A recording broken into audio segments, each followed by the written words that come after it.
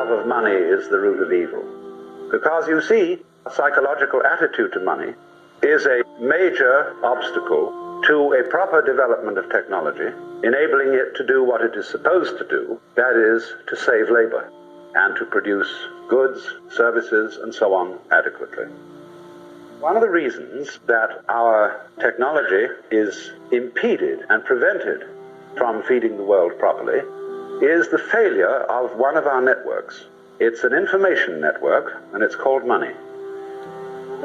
When the public suspects that the money that is being issued, the dollar bills being issued by the government, are only paper and stand only for paper, they start putting up prices. So you get an inflationary situation where the more paper money there is, the higher and higher and higher the prices go, which is a very stupid psychological maneuver. When a banker buys gold, with what does he pay for it? The answer is a mystery called credit. Credit is bookkeeping.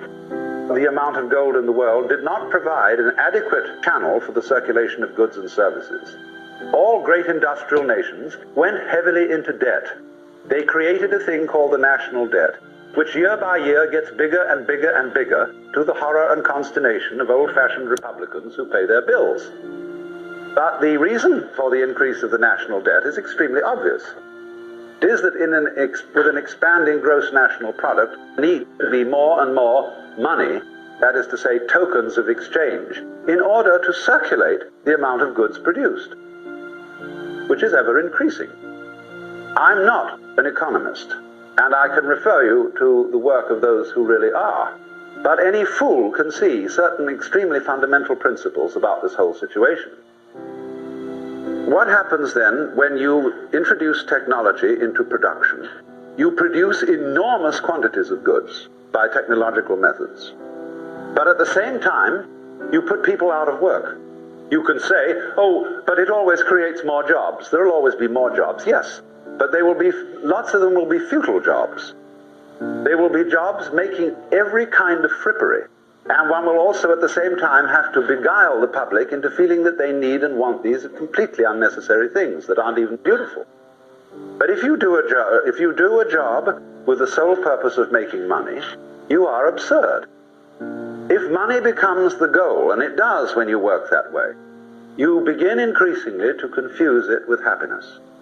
But the basic principle of the whole thing has been completely overlooked. That the purpose of the machine is to make drudgery unnecessary. And if we don't allow it to achieve its purpose, we live in a constant state of self-frustration.